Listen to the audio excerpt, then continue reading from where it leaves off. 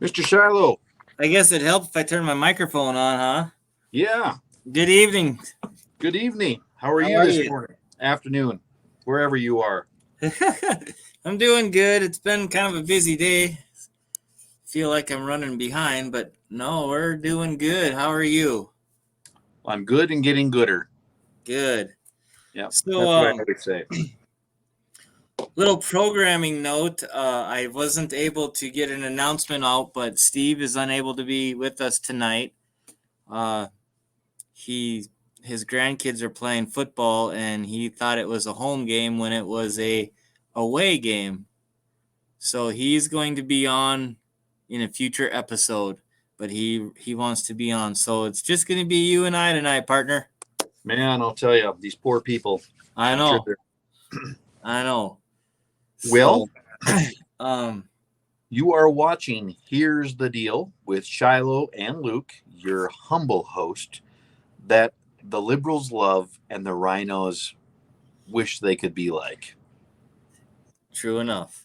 Yes. True enough. Yep. So we do have a few things to talk about today. We do. So, Can I go ahead. start this one? I just want to I want to make a comment out there more than anything, because last week the debates were announced between some of the state Right. races as far as senator and I'm drawing a blank here. Drew Hoven? Wrigley. Yeah, Drew Wrigley's race for the Attorney General, and then there's, of course, there is the Secretary of State. Right. So I reached out to both Michael Howe and Charles Tuttle for a debate. My idea was if we would host a debate between them two, and we would basically what we would do is each candidate would get a certain amount of time to answer a question from our audience is where I was going to take them from. And, there obviously would be rules. We wouldn't let people talk over each other and all that good stuff that goes in with those kind of deals. But Charles Tuttle is game for it, and I still have not heard from Michael Howe. Now, I know Michael has seen my messages on Messenger to him, and he has not replied. So I guess this has gone on for about a week now. Tomorrow will be a week that I've given both of these individuals time to answer. And I guess this is where I stand with it, Luke. Even if it is not on our platform, that debate needs to happen. It needs to happen. Whether the North Dakota GOP wants to acknowledge Charles Tuttle or not, it needs to happen. As far as Charles Tuttle goes, I would like to see that debate. So, at any rate, that's where that's at. So, I guess what I'm trying to say is, Michael Howe, if you're not going to do it here, reach out to somebody, your people, make this debate happen. I mean, you are running for public office. This is what the people want. Have a debate. That's all it is. If you can't have a debate, I don't know why you want to work for the people in North Dakota. Well, something you said, Shiloh, I can see why the NDGOP wouldn't care. Because, Charles is definitely not an endorsed Republican. So, therefore, they wouldn't care. But I do find it interesting that the media wouldn't care. Obviously, they're not taking Mr. Tuttle as a serious, runner-up. Now, I'm going to be voting for Charles Tuttle. I will be. Do I agree with everything with Charles Tuttle? No, I don't. Yeah. But I probably agree with him more than I know I agree with him about probably 90% of the time. Where I think I would probably agree with the other guy maybe 10% of the time. Certainly in the legislature, I didn't know if he was a Republican. I thought he was a Democrat. If he didn't have like Republican stamped here, he voted just like a Democrat. So, yeah. And there's nothing ill will about him. I think he's probably a nice guy. Had a few talks with him, several talks with him actually. Yeah. Well, But, in my stance is too, do I agree with Charles Tuttle on everything? No, I do not.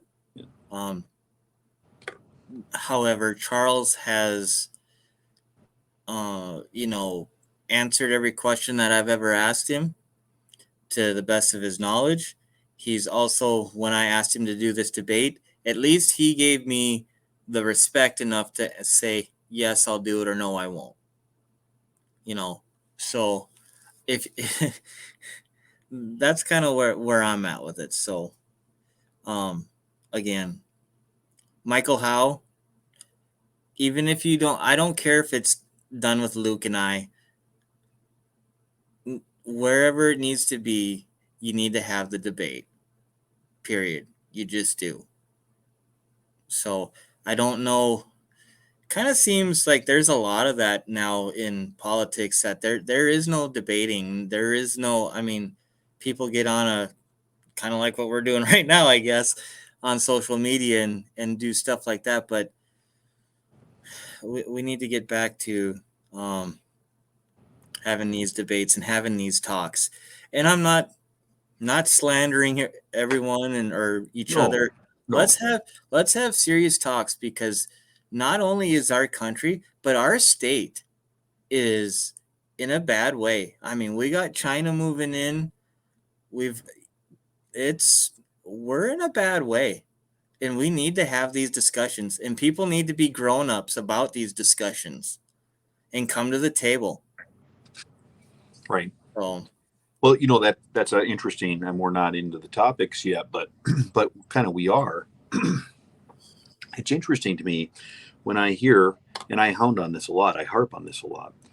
But when I hear people say things like Rick Becker, a couple of conservative legislators, they are ultra conservative, or they vote no on everything. Why is it that our side of the aisle, the conservative side, wants to talk about the voting record? Like, why is that? We want to talk about the issues, where the rhinos, the Republican, others, they don't want to talk about these things. They don't want to have real discussions. Why? Why is that? Well, of course, the real answer is because they don't want to have these discussions, because when they get out to the people of North Dakota are fairly conservative. And, we're not as radical as what these people are thinking. yeah, that's a true point. Sometimes I wonder how conservative we are when I go different places, but yeah. When you say who conservative we are, what do you mean? As a state in North Dakota. Oh, okay. I think I'm pretty conservative. Yeah, I'm not saying that. You're a radical. What are you talking about? Yeah, right. No one arrives. Everyone can fall. Everyone can fall. You just sit in your barber shop and we talk. It's funny. I had a young college kid in there today, and he's a historian. He likes to read history, and he told me, he said, Luke, I really don't talk politics. He said, because it gets so divisive that I really don't have an opinion on politics. And I just spun the chair around and I looked at him and I said, that's sad. That's sad. Like, we need to be able to have real conversations. And like, we do. We just need to have real. And somehow the rhinos, the NDGOP, has put all of these people and saying stuff like, oh, they're Charles Tuttle. They're a horrible type of person. Well, that couldn't be farther from the truth. Yeah.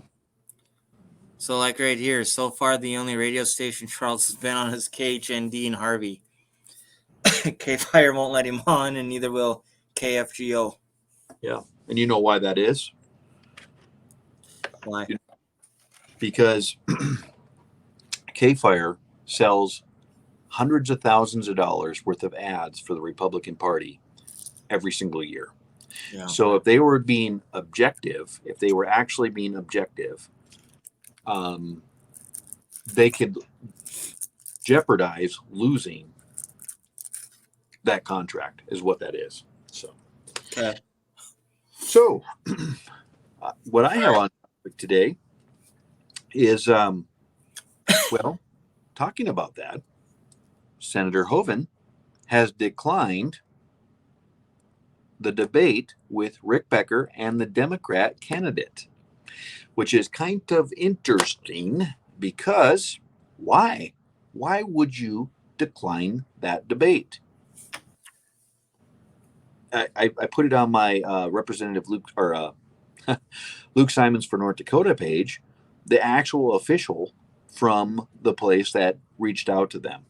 And John Hoeven, Senator John Hoeven, declined showing up for the debate. So it looks like it's just going to be the Democrat candidate versus Rick Becker. Rick Becker. Yeah. So what a joke. What a Just scandal. a side note here, a question here is, did Howe get back to you guys? No, he did not. And I know that he's seen my messages because the little bubble goes down. But no, he has not gotten back to me. Well, and in fairness to that, Shilo, I mean, I'm not trying to make myself sound bigger here or anything, but he voted against me in the legislature. Yeah. And he's going to feel awkward because I'm sure he's thinking I'm going to bring that up, which I can be objective, and we certainly wouldn't. That's not about me. That's about the debate. And so, so maybe that had something to do with it too. So I'm just trying to give Mr. Howe the shadow of the doubt here, what's going on. But like you said, Shilo, he's going to need to debate this somewheres. And like Hank the Cowdog says, let the chipmunks fall where they may. Yep. Oh, yeah. So that's about as old as my shirt. How do you like my shirt? I like that. That's a 1970 original there now. Yeah, brand new 1970. Yeah. That shirt probably was worth something before you wore it. Hey, now, come on. Well, I mean, it might be worth more now that you did. Shoot. So, yeah. What is this? Shannon Brent? Is that how you pronounce that? Brandt? Brent? 41 years old? Brandt? Ran and killed a Republican, young 18-year-old over for no other reason than he was a Republican. And the way I see it is he's out on bail. What's going on here? Like, I thought they were the tolerance side, where they could be tolerant to all of us crazy cowboys that just can't seem to get it right, and we seem to think that there's a difference between a bull and a cow. And I mean I know it's really a horrible thing to say, but I mean, my goodness, for us to identify that between a bull and a cow is now considered not racist, but what do they call it? I don't know. Intolerant, sexist, whatever. And so now they're running us over in the streets. And if we retaliate, we have the liberal left, the media liberal left, and the Biden administration saying, oh my goodness, they're violent people, and they're running us over in the streets. And then, Shilo, I'm just trying to think, if President Trump would have came out with his Heil Hitler that this President Biden did last week and literally declared war on Republicans, and not just Republicans, he spelled it out. That was the funniest thing with the Biden speech. He literally said, I have worked with Republicans for a long time, and I have worked successfully with them. But these Donald Trump type Republicans, conservatives, you can't work with them. Well, by golly, that's exactly the truth. We stand for something. We're not rhinos. Absolutely. We're not Benedict Arnolds. So therefore, we are going to stand for something. I know that's really some shock value there. Well, I seen that one of the comments on your post by, I think, Jerry Toohey. Is that how you say his name? Oh, he's a sweetheart. Yeah. Anyway, he said that we found out long ago that presidents, something to the end, I'm just paraphrasing now, to the fact that we found out long ago that presidents don't incite, what did he say, rise. Or basically, he was referring to President Trump and the whole January 6th deal is what I took out of it. So, Yeah. Well, I mean, consider the weight of the measure, right. but yeah. So I mean, I hope Drew Wrigley, this is his chance to throw the book at this guy. And the thing is the way I'm reading that article, and correct me if I'm wrong, he was proud of this. Like, I ran this guy over because he's a racist Republican extremist, and I found him, and here one was in Fargo, and they ran him over. You know what this makes me want to do, Shilo? It makes me want to move to Fargo because I don't think they're man enough to actually put up with me. Honestly, I don't think they're, I mean, tolerant people like us are exactly what's wrong with America. Exactly. They'll do to you what they did to him. They'll get you when your back is turned. Is how they operate. Well, let them. Let them. That's called martyrdom. I mean, like, let them. But the Well, thing look at about it is the troubling thing is, that's an 18-year-old life. yes. 18 years old. He didn't do Poor, nothing. poor, What did he do besides show up? I guess they met at a barn dance or something. If I read that correctly, they were out street at dance. Street dance, I thought. a street dance. I guess I wouldn't be here either if every time I went to a street dance, I said something someone didn't like. But no, I mean, I'm not trying to make light of it because it's not. I mean, it's Yeah. No. No. that's just the way that it's. That we've. Here's the problem. It's because we've become a godless society, and there is no care for life at all. Not whether it be something that like this that's happened, babies, unborn babies. I mean, there is no regard for life anymore. And it's unfortunately, Luke, and you know this being a Christian man, uh, we are a very godless society, anymore. Besides us Christians and that follow God and want to serve him, this society has become very godless. And that is the true pandemic. I mean, we want to talk about pandemics and different things that are affecting the country. The real pandemic is that we're a godless society and we just take life for granted anymore. Case in point, this young man at 18 years old. Hmm. Well, and whatever happened to tolerance? I was taught tolerance as a Christian. Yeah. I mean, I have my views. I know what the Bible says about certain behaviors. On the other hand, if there is no victim in a crime in a free country, they have the right to think what they want to think, including Nazis. Nazis have the right to think in a free country. If they want to be ignorant, let them be ignorant. I mean, freedom has a reverse side to it, and that is let freedom ring. Let it, they have a right to be ignorant. They don't have a right to make a victim in a crime. So as soon as you make a victim in a crime, that's a problem. But I'm not the thought police. I mean, when you have somebody that like the liberal left, okay, so they're going to the little Antifa meetings, and with their mom packed them a little sandwich or some hot pockets and a little black backpack, and they took their daddies or stepdads or whatever crowbar, and so now they're downtown. We don't shoot them. We show our kids that's what ignorant people look like because they have no clue what they're actually doing. They're being played like a pawn. That's how it works in a free country. If you want to be prejudiced or whatever you want to be, that's okay. But the liberal, intolerant left, this is what they do. That's what they do. They burn down cities. They that's what they do. Yep. Did you see the article where Mr. Tesla, and I know people worship this guy, but I can't even remember his name half the time, which probably Elon Musk, Mr. Tesla came out and asked publicly, I don't know what this guy is, like the Antichrist or a good guy. I really don't know. Sometimes hard to figure out, isn't it? Yeah, I don't really know. I don't know if he's just a political stunt kind of guy. I don't really know where he's at on things. He definitely works the media to his advantage, especially selling stocks, etc.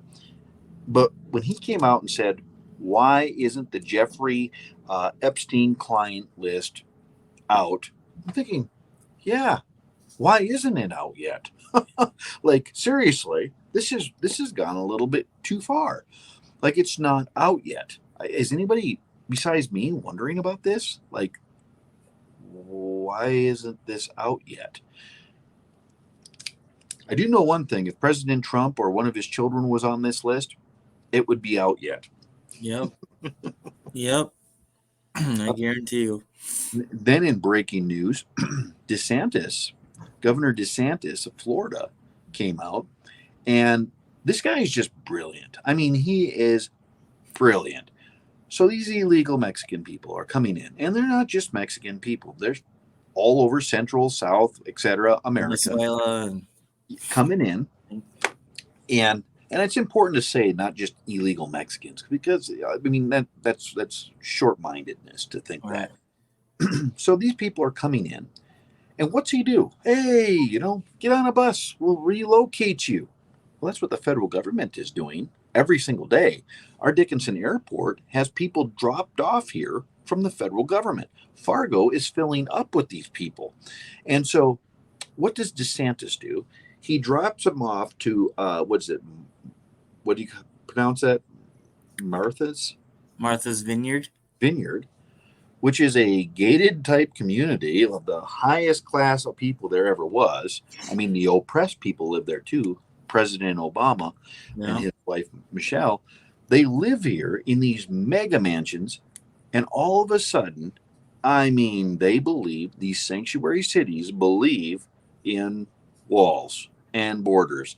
And what's funny is the liberal left is so mad about it, Shilo. That's the funny part about all this. I mean, I just can't even.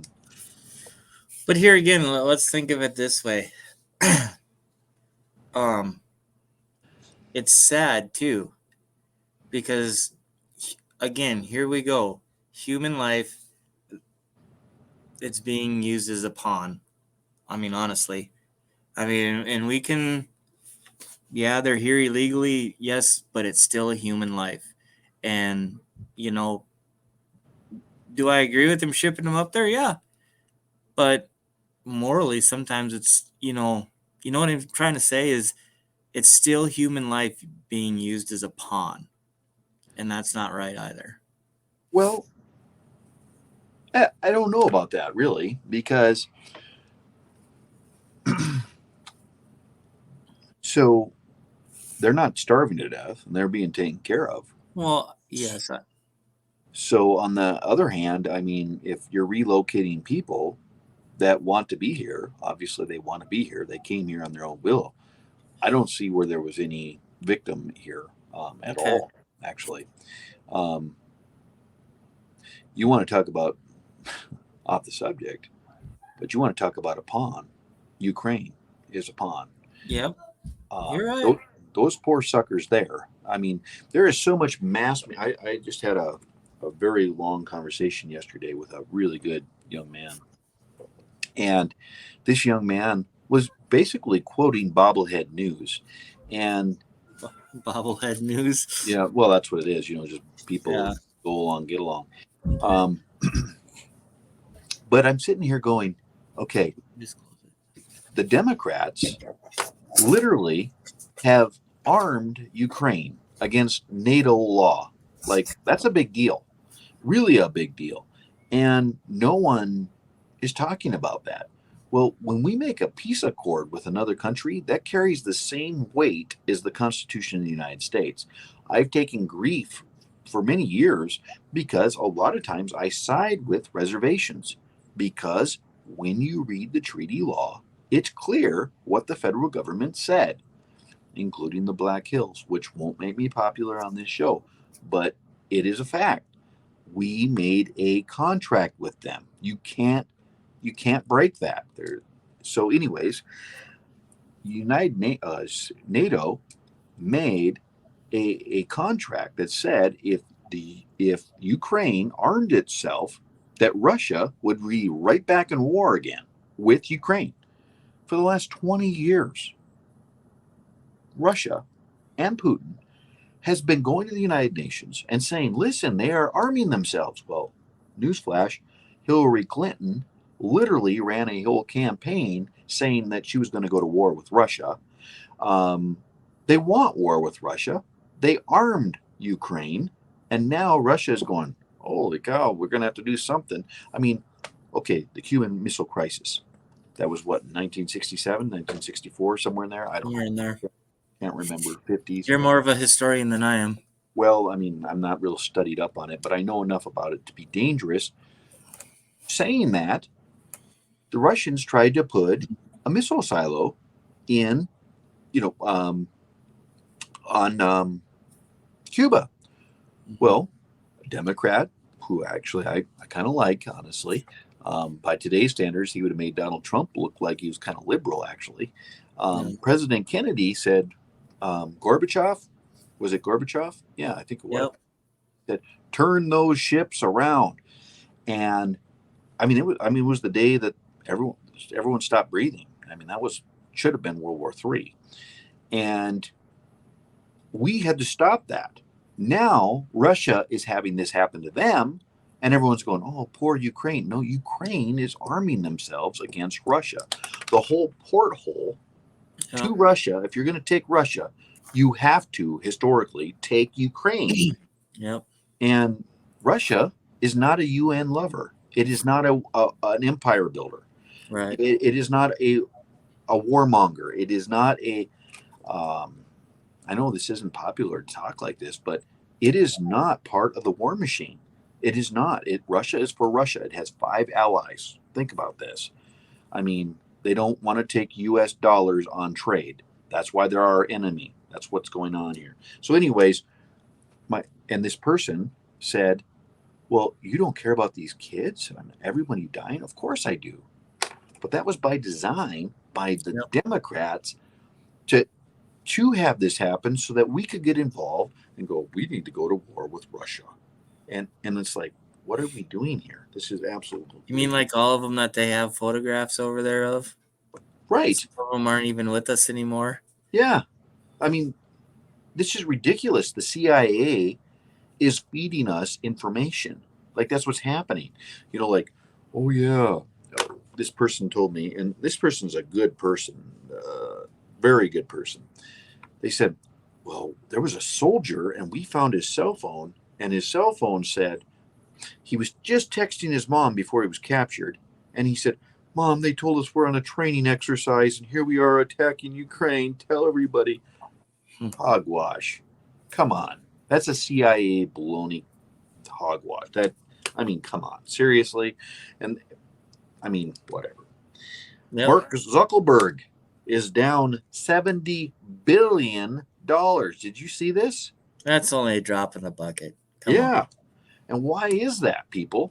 So we, the minority, right? That's what they say we are. We're the minority. But CNN, NBC, and Facebook are limiting us and stopping us from talking free speech, right? And they're all going bankrupt. Well, if we're the minority, how is that working? Like, you know what I'm saying, Shilo? This is ridiculous. Yep. Is that the reason why we only have 16 viewers? Maybe if they give us more viewers, they'd have more business, No, that's just because we're horrible, probably. Shoot. So, did you have anything else to talk about before we jump into the main big topic of D37? I thought what Woody Harrelson had to say was fairly interesting about not trusting the government and CDC and big pharma with his health. Right. That was I've always kind of liked Woody Harrelson. He's I don't watch many movies, and in fact I got asked today when Angel and I watch movies, and it's like, well, we really don't, because our schedule is, especially in the summer, we go, the daycare is open from 6 to 6. Then we're in the summertime, we're practicing. We got Landry out practicing riding and stuff. And now Josiah's in Taekwondo, and all this stuff is just kind of went. I said, basically we get home in time enough to do schoolwork now. And go to sleep and get up and do it all over again. But the real fact is a lot of stuff, and I know we kind of went down a rabbit trail here, but a lot of stuff I'm really not that interested anymore, and but Woody Harrelson, I guess my favorite movie of his would obviously probably be The Cowboy Way with Kiefer Sutherland. Um, but yeah, he's always been one of my favorite actors, and I couldn't agree more with what he said.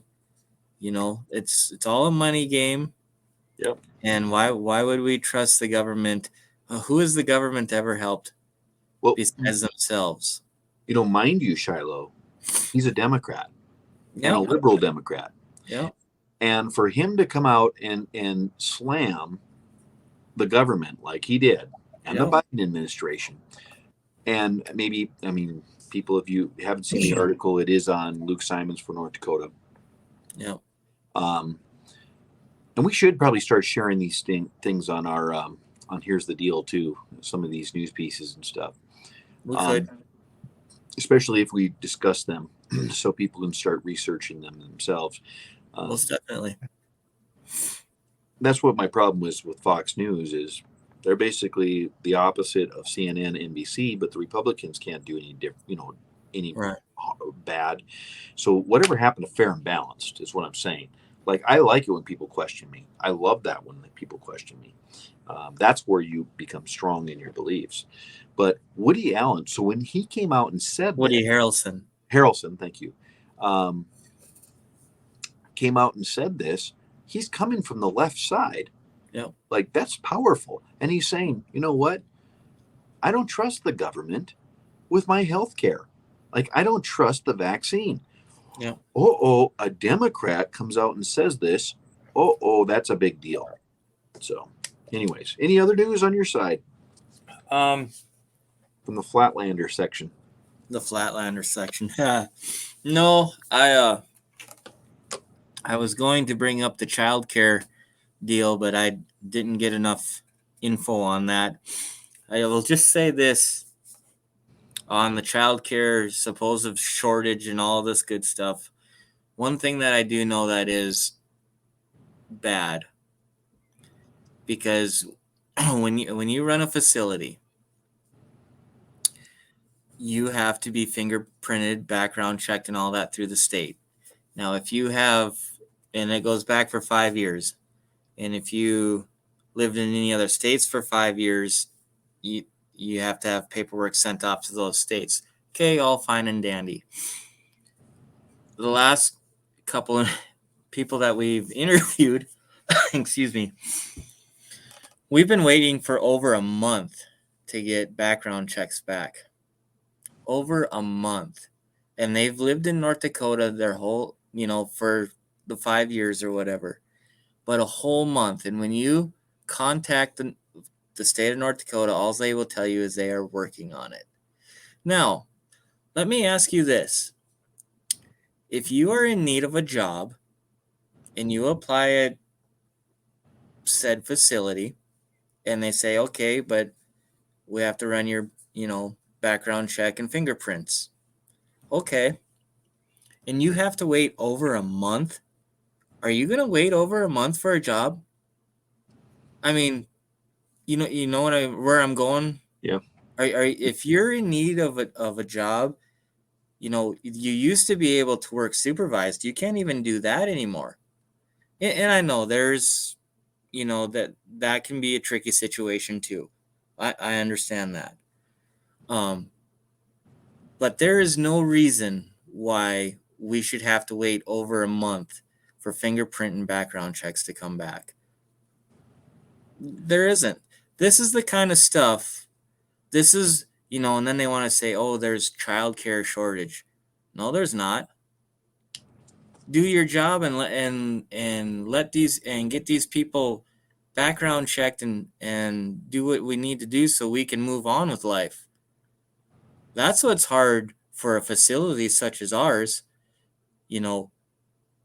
keep getting employees. Okay, we have a good, especially when they're a good candidate and it. And it never fails. Oh, it's over a month to get a background check back. Really? And then they're only open certain days. Like, seriously, 2 or 3 days out of the week in Williston, North Dakota, and you need childcare the way that this region does, and we're only open 2 or 3 days. Well, Julie, they want to blame it on COVID, but this was even before COVID. It's ridiculous, and that's everybody's excuse now is COVID this, COVID that. I mean, we went in yesterday when we were in Bismarck to get titles for vehicles, and you can't even go in there anymore without an appointment. I mean, come on, really? And you look around, and there's not a seat. There's nobody in the seats. There's nobody at the windows. They're just all. It's like, what are these people doing? Same thing with the childcare stuff. I don't get it. well, so Shilo, it's kind of interesting that you'd bring that up. Um, so, in legislation one time, the state government came and brought a bill before us that said that they wanted to make an easement for the railroads. Okay, if you're not familiar with the railroads own their land. Okay, all that land is railroad land. So to bore under that land, the railroad has to say, okay, we will do this. But the state got mad because the railroad made them wait 3 weeks on one permit. Okay. Yep. So 3 weeks on the permit, and there was no ifs and ands about it. So the state, I voted against this. The state said they have to have, I think it's like 4 days to give them a permit so the state can bore under the railroad. So I asked in committee, I said, how long does the state, what's the average wait on these permits? And they said the longest wait ever was 3 weeks. Okay. Yeah. For the railroad to give anybody a permit. On average, it was about less than a week. And just so happened, I have experience with getting permission to bore under the state's land, which is an average of 3 to 4 months. Yeah. So let me get this right. The state comes in and says, you're taking too long. On average, it's 4 days, but this time it took us a week. This is ridiculous. We need a law that says we can almost eminent domain going underneath the railroad. And then they themselves take 4 to 5 months. I went and actually documented this and brought it back in committee. I never thought I'd be working with the railroad, but I did work with the railroad then because that's exactly how it works. It's preposterous. For example, I got a letter from Workforce Safety. No. Yes. No. Workforce safety would be like workman's comp. Yeah. Workman's comp. I got it from Workman's Comp. Yeah. And they said that I owed them $10,000 back when we were starting the company, and $10,000 was a little bit of money then. Right. And it still is a lot of money, but it was more than it is to me now. And $10,000 for this deal. And they send me this letter, supposedly. I never get the letter. Not once did I get the letter. Then I get a letter that says, you didn't respond back in the appropriate amount of time. So now you therefore owe us, and you cannot question this. You just owe us the money. And we didn't owe them the money. Like literally, they called me. It was somebody at the time. I didn't talk to many people from Africa. I could not understand her on the phone. You know, since then I've had employees from there, and now I can understand them very well. I could not understand. I asked for another representative. I explained, I'm sorry, ma'am, I just can't understand you. And she said, that's not how this works. I've been assigned to this case. I said, ma'am, I cannot understand anything you're saying. I emailed her the records. We didn't owe this money. This was a subcontractor, very clearly a subcontractor. Yeah. And so on and so forth. I get this letter. It was in the first year of my legislature. And I didn't want to tell them I was a legislator because I wanted to see the exact truth of how other people are being treated. Okay. This is where it gets down and dirty. And we're just complaint festing right now, but it's kind of fun. It's our So show. We'll cry if we want to, right? Right. They said, because you didn't respond in X amount of time, I couldn't appeal this process. I said, I didn't get a letter. And they said, well, that's not our fault. You did get the letter. I said, sir, you're telling me I got the letter? And he goes, yes, I'm telling you, you got the letter. I said, I didn't get the letter. He goes, well, you did. I said, sir, I live in the country. My mailbox, at the time, we must have had somebody new plowing the roads. They plowed it off like 4 times. My mail was like out in hundreds of acres. I said, I didn't get this letter. If I would have, I would have certainly seen that it said that I had 14 days to appeal this process. Well, that's not our fault. That's you. I said, if I had a customer that didn't pay in my roofing business, my construction business, I would have to send them a certified letter so that I know they got the letter. Otherwise, the court would say, well, do you have any proof that you sent this letter out, 15 times? Well, no. Well, that's not the way we do things here. I said, well, maybe you should start doing them things. He said, are you getting an attitude with me? And I'm excited now. I wasn't excited then. I said, no, I'm not getting an attitude with you. I'm just telling you, this is not the way you do this. If you're going to say you have 14 days to, I think it was 14 days, 7, I have no clue. I didn't get the letter, to appeal this process, you should send that out like seriously to somebody saying they got the letter at least. Well, it got ugly, not on the phone call. And finally, I said, well, I'd like to talk to your boss. He said, well, I'm not going to. I said, you can't talk to my boss. I said, well, then I will talk to the director of your whole department. He said, you can't. I said, I can and I will. I'm a state legislator. Oh, Representative Simons. Boom. It was instantaneously a different story. Instantaneously a different story. I'm thinking, oh, okay, this is how this goes down. I said, now I want to talk to your boss. I want to talk to the director. The director, well, I'm thinking there's been a big mistake here, big mistake. And you're bringing up a valid point that we should be in committee 3 years later.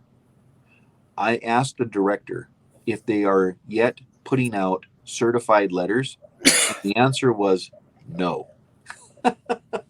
So I'm just telling you, the federal government is an absolute cluster, and we can't expect them to act like the free market, and that's why they will never achieve anything. Yep. So. Yep. So, anyways. All right. So, are we ready for the grand finale? He's got it in his hand. So, do you have this in your hands? Have you read these? No, I have not. I just heard the video. So, well, for those of you that are still bored enough to be watching this or watching it at a later time,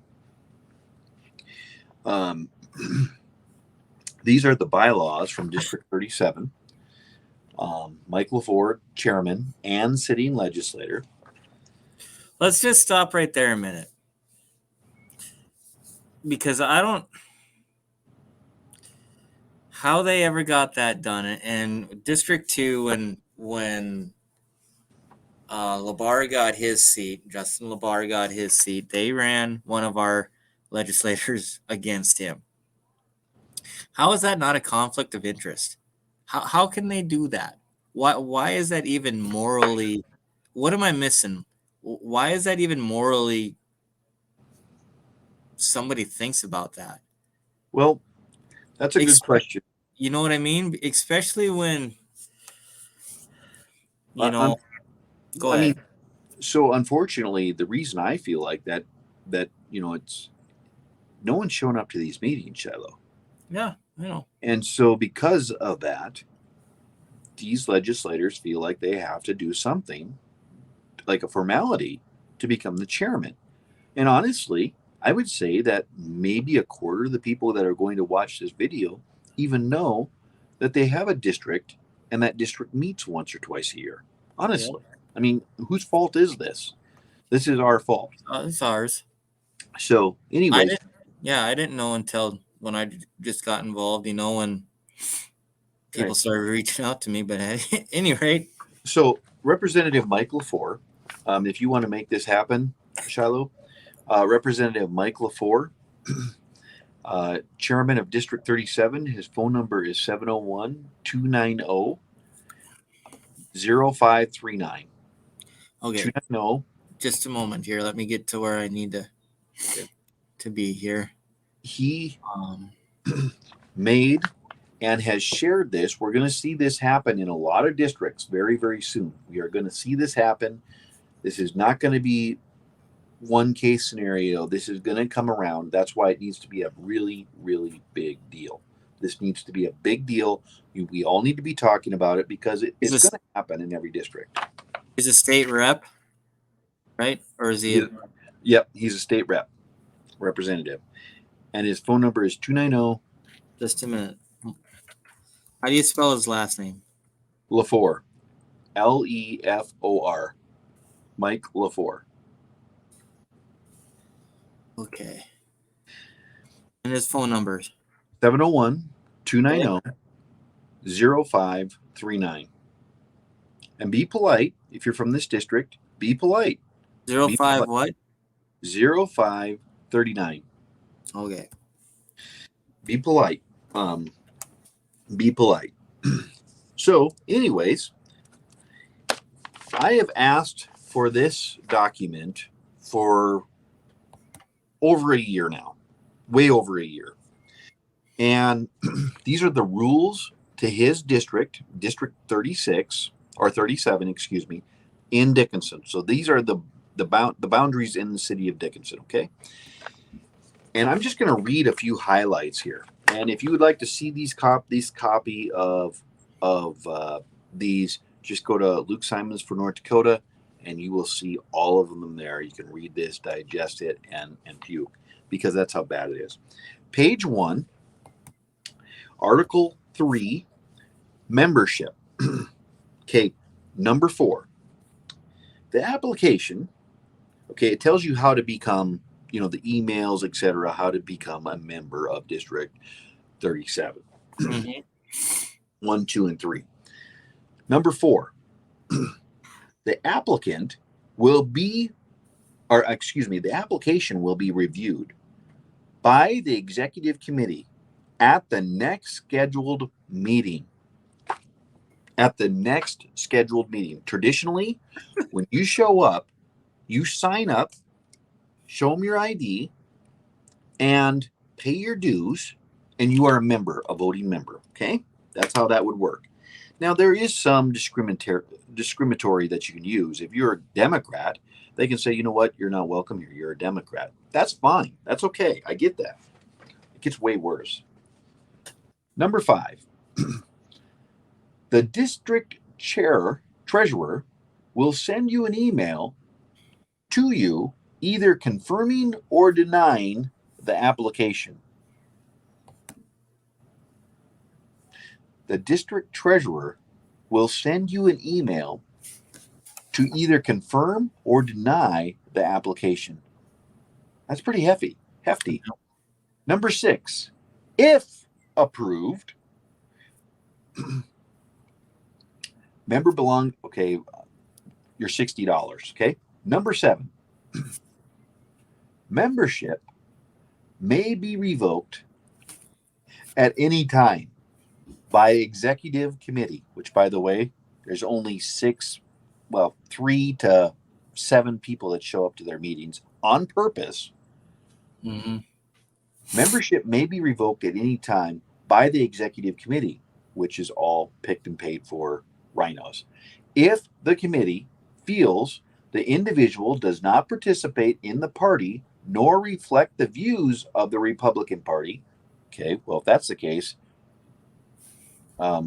probably should clean house real quick, like they should Republican Party, or if the individual puts the party in a negative light. Yep. Or if the individual puts the party in a negative light. So my question would be, how has Perry Schaefer not put the party in a negative light? Just with his comments on what's his name's podcast, how has he not put the party in a negative light at the convention? Well, they're fitting the narrative. How has up until now he's kind of changed his tune, but how has Senator Hoeven not put the party in A negative light? Or, let's back up. Of any time that feels like the individual is not reflecting the views of the Republican Party. Let's talk about that. Yeah. Okay, so moving along, page 2, almost done. Page 2.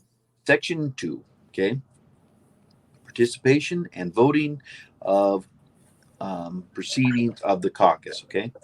Only those persons who are qualified electors may vote or be elected as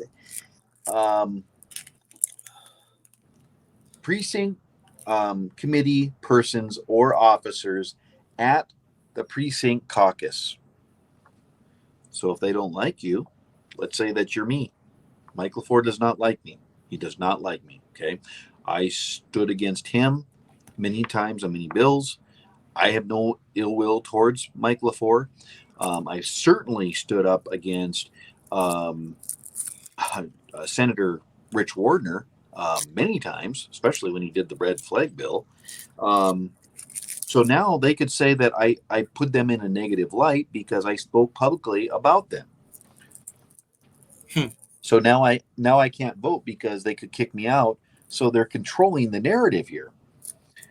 Only those persons, line 2, only those, section 2, line 2, only those persons who either voted or affirmated, I can't talk today, with the Republican Party at the last general election can vote.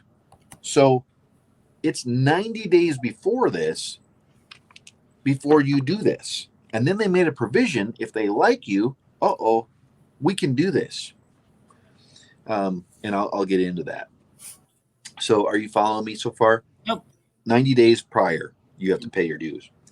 In case the right of a person to participate in the caucus is challenged, here it is, the question his or her right to participate shall be decided by a vote of the whole caucus, which, by the way, has already been approved by a select few to see if you can actually be in this caucus.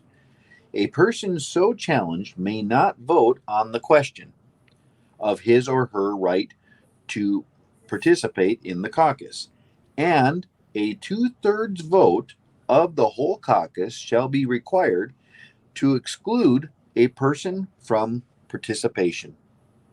No person shall vote or participate in more than one participant caucus in 1 year. Okay, so what that really just said is if we like you, wink, wink, nod, nod, and we need more voters, we can vote with a 2/3 majority to make you a member and skip all these rules that only apply to conservative Republicans. Are you following me? Yeah. Shilo? Mm-hmm. Number 4, in order to participate in the nomination process, okay, it kind of goes on here a little bit. The person must be a member in good standing for 90 days prior to the caucus, unless we vote number 3, which we say 90% or 2/3 majority, you can now vote. You can't make this stuff up. And then on page 7 of their rules, talking about delegates and alternates to the state convention shall be selected in such a number as the state party notes. Delegates shall be electors of the district. Now, I know because I have several family members that live in District 37, and my mom and dad are one of them, and my kids, and lots of my nieces and nephews. They called Mike LaFleur personally and asked them to be delegates, Chairman Mike LaFleur. And he said, "Oh, I'm sorry. We all had those spots filled, but we have Russian spies that have infiltrated District 37, and they said that they weren't filled. And in fact, there was spots opened in their area." And So so is this for the last convention? it was Okay. because he's not a Rick Becker supporter. So the chairman is literally finding voters to vote his way, John Hoeven's way. So he's literally pushing for John Hoeven, which Yep. is I just went out to eat this for lunch with a very prominent business owner who told me when they moved to District 37 from 36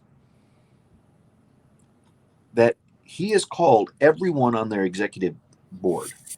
He's also called their legislators, all but Senator Wardner, he said, and no one has contacted him back ever. Imagine No that. emails back, no nothing back.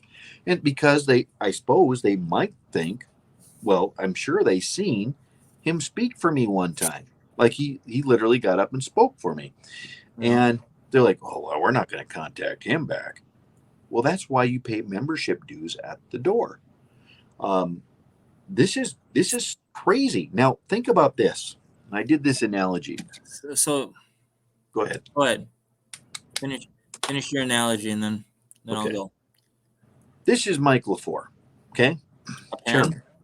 Yes. This Okay. is Chairman Mike LaFleur and Representative.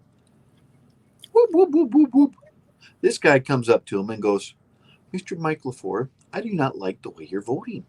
I think you voted wrong on X, Y, Z, B, D, C, and K, and L, M, N, O, P. I don't agree with you. I think it's wrong on the Republican bylaws. I don't think we, as conservatives, believe this." Okay. "Well, what do you mean you don't agree with me? I am the chairman, and I am the Republican Party, much like Dr. Fauci is science, and I say what is and isn't." "Well, I would like to run against you, Mr. LaFleur. I think you're wrong." "Well, that's going to be impossible because you are no longer a Republican. And I now deem, wink, wink, nod, nod to the executive board, this guy is not a Republican. And how am I going to run against you now, Mr. LaFleur?" "You can't because I am God and I am the Republican Party." You can't even keep a straight face. Seriously, like, but is that not what's going on here? Well, And this is here's exactly the kind of stuff that they're doing because they're nervous. They're worried that conservative people are making traction. That's what's going on here. well, yes. And then after what happened with us, District 2 deplorables at the convention, you're going to see more of that. And I guess here's my deal with it, Luke. Clearly the line has been drawn in the sand. Clearly. And the reason why they're doing this is they're taking over the party and they want all the grassroots people, all the true conservatives out. Period. And whether we start our own party or however it is, and I mean we can debate that all day long. Yeah. But that's what's going on. Uh you know, District 2, we had a pretty good showing at the convention. And you know, there's a group out there that that I'm a part of, and we're expanding and we're growing throughout the state, even in the liberal part of the state, and that is troublesome for them. So I wouldn't be surprised if you see more bylaws like that show up. honestly. Which, you know, all you hear about these guys is how honorable they are and how they work for the state of North Dakota. And I don't, this is what I don't get. How are they honorable? Because whether you're talking now, this Mike LaFleur, and I don't know Mike, I wouldn't know him if he walked up to me and said hello. But these people that we have representing us, now Drew Wrigley, this Michael Howe, who's making a push for Secretary of State, you know, John Hoven, you know, even our local guys, Senator Russ. I don't understand why everybody thinks they're so honorable. I mean, because, and here's why I say that, because they don't do the honorable thing. Number one, their voting record clearly shows that for most of them. And we've got guys that are selling out our state to the Chinese, and Senator Hoven can say what he wants to. At the beginning, he was backing it. And I imagine his true colors are going to show through after November. What I think is honorable is the guys who are speaking up against these guys. And they know that they're not, it's not popular. Because it's not. I mean, until, you know, look how long Rick Becker has been working at this. You know, how long he's been 10 years into it. Those are the guys that I feel that are honorable, the guys that are doing it for the right reasons. And a lot of our representatives aren't. I mean, they just aren't. There is, I mean, we can go from our school situations to the property tax situation to you name it. We are so backwards right now. And the problem with it is that I have a real hard time with, Luke, is the fact that my kids, your kids, and these knuckleheads' grandkids are the ones that are going to have to pay for it. They aren't going to have the life in North Dakota that we had. It's already changing. Look at the public school system in these cities: Fargo, Bismarck, Williston, Grand Forks. And everybody just, it's like, well, we got to go to the next football game or the next basketball game. That's what, you know, is really hard for me to stomach sometimes. And I know anyone that who's talked to me about this stuff, I probably sound like a broken record. Yeah, But you kind of do. we are in some trouble. And it bothers me because, again, it's our kids that are going to have to live with our foolishness. It is. And prove me wrong. I that's what I say to anybody. Prove me wrong. Because the way that we're going right now as a state is not good. So my thing is when we say that, what Republicans or rhinos will say is, well, see, there you are. You're saying these things, but you don't have a solution. But that's couldn't be further from the truth. We do have a Right. solution. The solution is very cut and dry. You know, people say, well, what you're saying, those people wore white wigs and they carried, I mean, swords. Like, are you suggesting we go back? Well, wait a minute here. Well, I'll start with the school system. Here's a real easy way how to restart that, in my opinion. Get rid of the unions. Get rid of DPI. Put God back in our schools. Get some good school board members in these school boards, and the school boards and the parents. And here's another thing. Parents, get off your phones. Get with it. They're your children. Work with the school boards. Put phonics back in our schools. Put Saxton math back in our schools, and put American history back in. Not what you want them to know or what you want them to think. Yes, it's ugly. Some of it is darn ugly. Let's admit it. It is darn ugly. But we need to teach it so we don't repeat it. That would be a start. Put the 10 Commandments back up on the wall. You know, I had a person in my barbershop just yesterday say that just yesterday, she said, you know, we just moved here from Minot, and our kids said the Pledge of Allegiance in our Minot grade schools. Mm-hmm. But when we moved to Jefferson Elementary in Dickinson here, they don't say the Pledge of Allegiance. Why is that? Isn't that funny? Like, No. Why is Minot School still saying the Pledge of Allegiance? And why is Jefferson Dickinson School not saying the Pledge of Allegiance? Well, it's because people aren't showing up to their schools and asking about it and pushing for it. That's how that works. When you start to put negative pressure, and when I say pressure, nowadays we have to be so clear on these things because I mean, that's Right. well, that's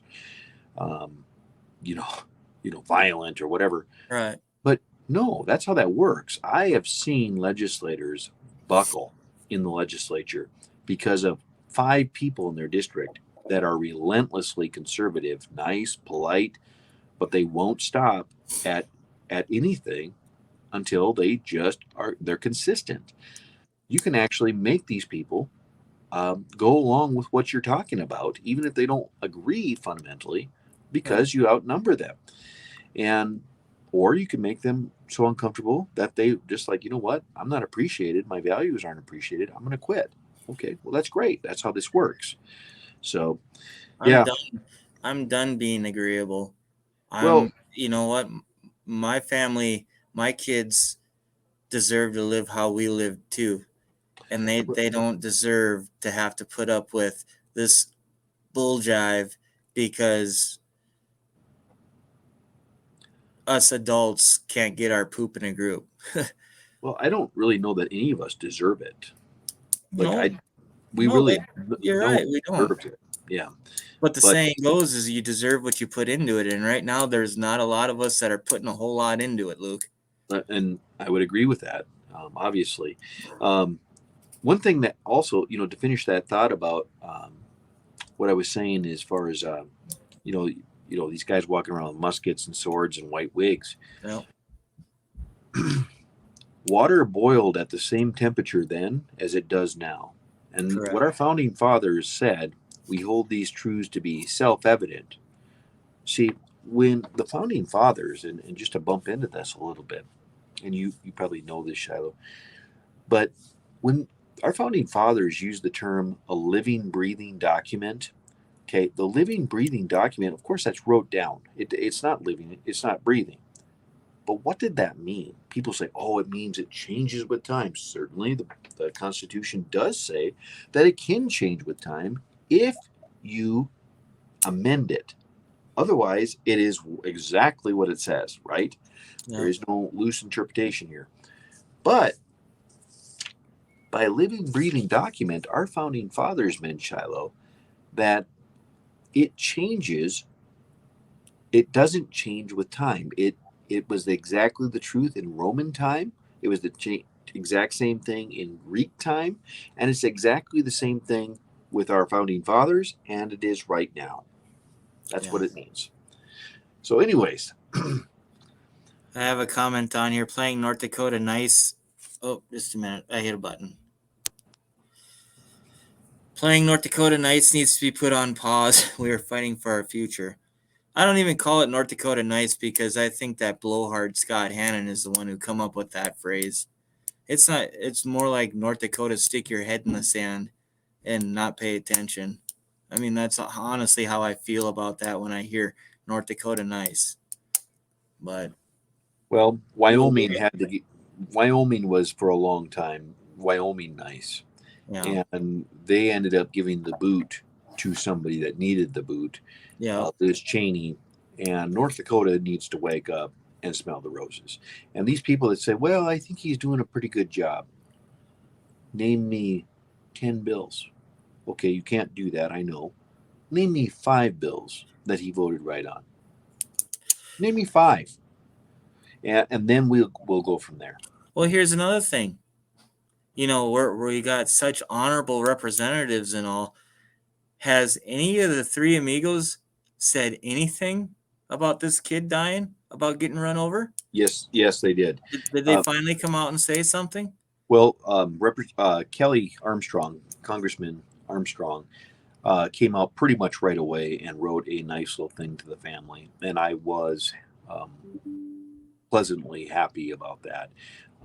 It was in good taste, and honestly, I don't know if John Hoven or Kramer did that. Maybe somebody watching right now can do some clickety click and just see.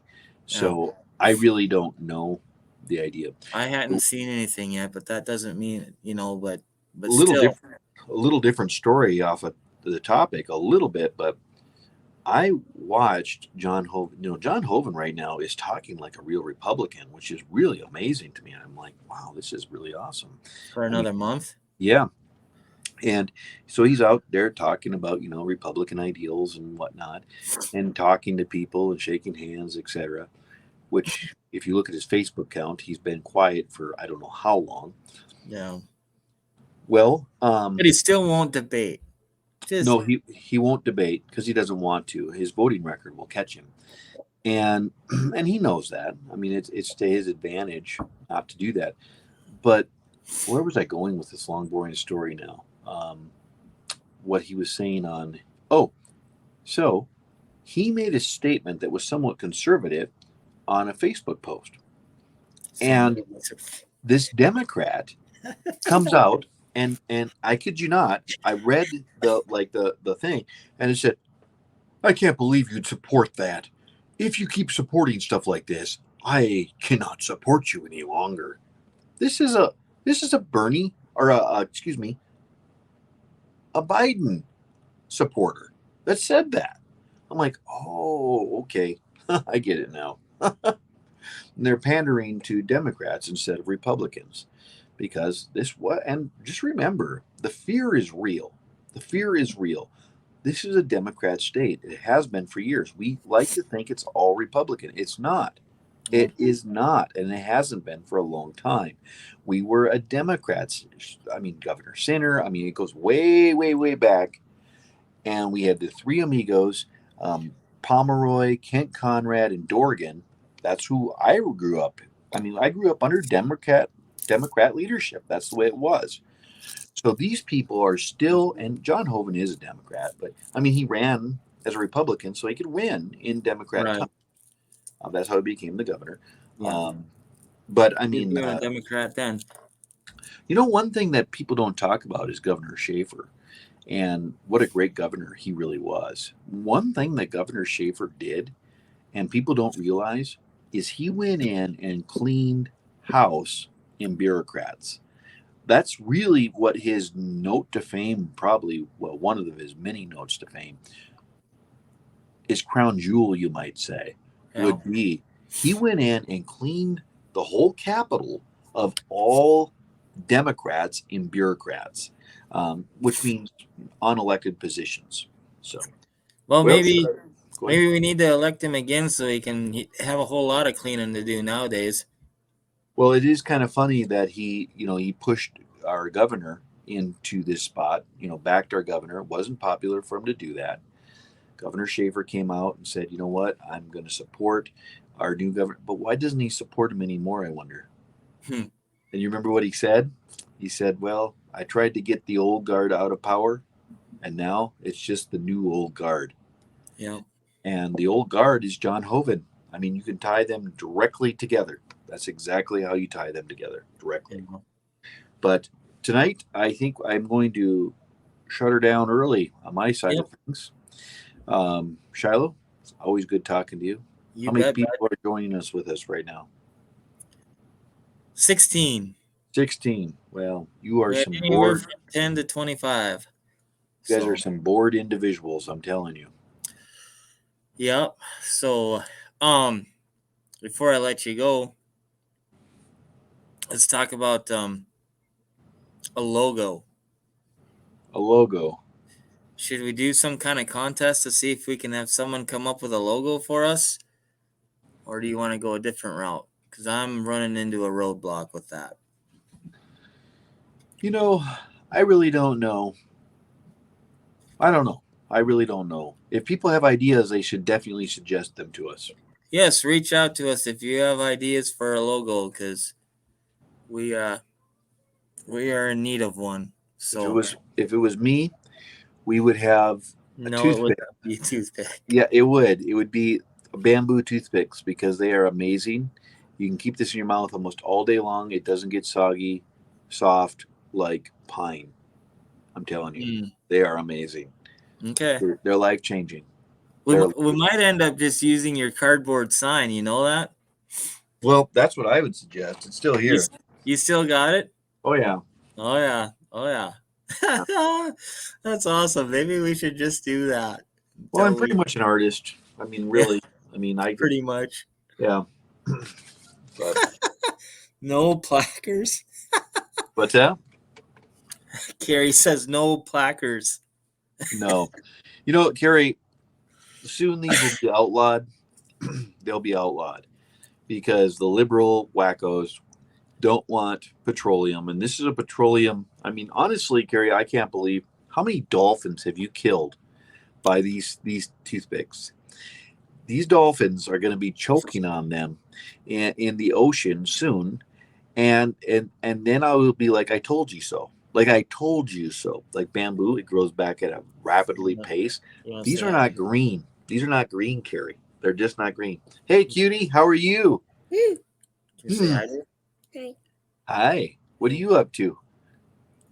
Have you been riding horse at all? No. No? Tell me about your gymnastics thing. She's been doing gymnastics. She was just at a deal all day today. They brought some coaches up from, I don't know, some other state, Kansas or somewhere. And so she got to skip school today to go to a gymnastics camp here in Ray. And yesterday got to skip school. We were in Bismarck yesterday, weren't we? Mm-hmm. Oh, yeah. Cool. Yeah. You say you never take vacations. Yeah, right. But I did work my butt off today. What? Did you? I did work my butt. You did work your butt off. Well, that's good. We only got 1 hour lunch break. Only 1 hour lunch break, Luke. Can Wow. you believe that? Wow. Man, they must have been slave drivers, huh? You had a tough That's the only time we got to eat and rest. Yeah. Well, welcome to the real world, sister. Bye. She's a cutie. You know what, Shilo? I had a old bull one time. That reminds me of you. Oh yeah. He was battle scarred. He was not a good looking bull, but his efforts were just perfect. I'm telling you. Well, I gotta give props to my wife. Hey. Yeah. Well, I mean, I'm just telling you, this bull, he was kind of a scrub, really, but I've been called worse. Oh, man. I don't know why I have any friends left at all. I don't know either. Man, you're being hard on me tonight. But, well, anyways, folks, love you all. May the Lord guide and keep you. And remember, we don't have enemies. No. I'm so tired of this, Shilo. I see people that are bitter Republicans, angry. Now, we should be angry, godly anger. Yeah. But there is no reason to be mean to anybody. I just don't get it. I just don't get it. There was a dark age. There were several of them, actually 7 of them in the United States. And when I say dark age, it was anti-Christian. People weren't going to church. But one of them was during the slavery era. And people really weren't going to church. Not all, but most. But in actuality, there was a movement of Christianity. And that Christianity, Shilo, was in slavery. It was in the slaves. Yep. And to be a slave, you had to be accepted into the church to be a Christian. And to do that, of course, these were churches inside slave homes, right? Yeah. barns, whatever. And to be a Christian, you had to say, I love my master. And then you had to prove it by the way you worked. Think about that. Now, as Christians, the Bible says, Lord, forgive our debts as we forgive our debtors. Then outside of the contents of the next scripture, it says, and how we forgive others is how Christ will forgive us our sins. So just remember, we have no enemies here. Nancy Pelosi is not our enemy. Chet Pollard is not my enemy. These people are not my enemy. Perry Schaefer is not my enemy. I have no ought against any of these people. They are simply political leaders that I don't agree with and that I would like them out of office. That is as personal as it gets. Mike LaFleur, his number is running right across this. This is not hate-filled towards Mike LaFleur. It's strictly business. It is strictly, you need to be out of office. I do not agree with your politics. You are not a Republican. That's all it is. It is nothing personal. And so when I see people let hate turns into bitterness. Bitterness turns into cancer, and cancer will kill you. It will destroy you. It's like rust on a car. It's going to get bigger. And it'll get into your children, into your children's children, and it'll live on for a long, long time. Get rid of it. Let it go. You got to let it go. You just let it go. If I could just comment on that before we go. As you know, I've began a new spiritual journey here at the beginning of the year, and it kind of came full circle. Not last weekend, but the weekend before. When I became born again. And that is one thing that I've learned from people like you and some of the other people, Steve, that was going to be on tonight. One of the things is when you become born again is you have to repent and forgive. And I have done that. And I live for the Lord now and to serve him. And yeah, we talk about a lot of things, but I totally agree with you. We talk about a lot of things on this show and a lot of different people that are in power, so to speak. And I remember visiting with you, and there was a few other people that I visited with when I started my election bid for school board and for re-election in the city here. And one thing that the true Christian people told me is you can't take it personal. You can't hate them. Don't ever attack them.